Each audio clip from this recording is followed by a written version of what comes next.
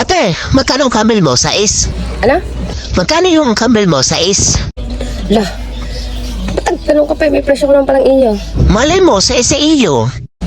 Oh, may nabilhan ka na bang tigsa-size ngayon? Alayo wala nga, kaya nga ba nagtatanong sa iyo? Tumpak!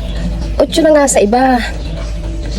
Tapos ang SRP ay 7. Tapos ang hanapan mo pa ka ng tigsa-size. Suntukan kita eh. Nagtatanong lang naman ay. Nagtatanong. Alay, hindi ka nagtatanong. May presyo ka na ng iyo. Tanong ba iyon? Baka sakali nga, kasungit naman na Ray.